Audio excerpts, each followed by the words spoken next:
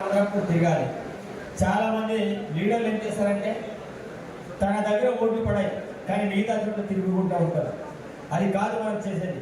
మన దగ్గర మనం స్థానికంగా మన జీపులో ఓట్లను చూసుకున్న తర్వాతనే పక్క జీపులో మనం ఎంటర్ కావాలి. ఈ రకంగా ప్రతి బూత్లో నేనైతే నా నియోజకవర్గంలో క్లస్టర్ వారిగా డివైడ్ చేసుకొని ఆ క్లస్టర్ని దాటి ఇంకో క్లస్టర్కి వెళ్ళేది లేదు. ఆ రకంగా డివైడ్ పార్ట్ చేయాలి. ఒక మండలాన్ని 4 నుంచి 5 పార్ట్లు చేసి ఆ పార్ట్లోనే ఇన్ఛార్జ్ ఎవరైతే ఉంటారో అక్కడి నుంచి తిరగాలి తప్ప దాని నుంచి పక్కన వరకు తిరగద్దు.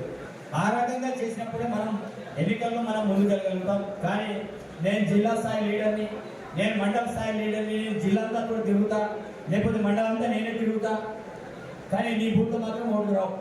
ఆ రకంగా ఉంటే మనం లీడర్షిప్ చేసుకోవడం వేస్తాం.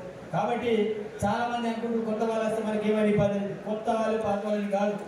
నేను కోరుకున్నది ఒకటే, బూత్ స్థాయి ఏజెంట్ ఎవరైతే ఉన్నారో పోయినసారి కొన్ని బూత్లు అసలు బూత్ ఏజెంట్లు కూడా పెట్టకుండా కూడా వెళ్ళేటి దాఖలు ఉన్నాయి.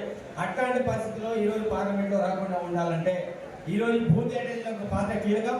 అదేవిధంగా నిన్న చాలా స్పష్టంగా బీజేపీ పార్టీ, బీఆర్ఎస్ పార్టీ ఏ రకంగా మనలో దగ్గరికి వస్తుంది, ప్రజల్ని ఏ రకంగా మోసం చేస్తుంది, లీడర్ని ఏ రకంగా పెడుతుంది, చాలా స్పష్టంగా ఈరోజు మనము పవన్ అన్న గారు మనం వివరిస్తారు. వింటారు మీరందరూ కూడా. వింటే మీకు చాలా స్పష్టంగా అర్థమవుతుంది. బీజేపీ ఒక మత భావజాలంతో దేవుళ్ళ పేరు మీరు చెప్పుకొని ఏ రకంగా మనల్ని మాయమాట చెప్పిపోతుందో మీరందరూ కూడా ప్రజలకు తీసుకెళ్ళాలి.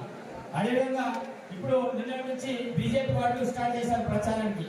కానీ మనం ఉగాది తెల్లారి నుంచి మనం అందరం కూడా ప్రతి మండలంలో మండల కార్యకర్తలందరూ కూడా ముక్కుముడిగా ప్రతి గ్రామాన్ని తిరగాల్సిన అవసరం ఉంటుంది. ఒకవేళ తిరగకపోతే మనం అనుకుంటాం అనే అధికార పార్టీ ఉంది, ఓట్లని వేస్తాయి, రేవంత్ని చూసి ఓటు పడతాయి, లేకపోతే రాహుల్ గాంధీ చూసి ఓటు పడతాయి అనుకుంటా ఉంటే కాదు. తప్పకుండా వాళ్ళ పేరు మీద ఓట్లు పడతాయి, కానీ మన ప్రజల దగ్గరికి వెళ్ళకపోతే ఓట్లు పడాయి. కాబట్టి ప్రతి ఒక్కరు కూడా డోర్ టు డోర్ వెళ్ళాల్సిందే, 5 గ్యారెంటీ ప్రజలకు తీసుకెళ్లాల్సిందే.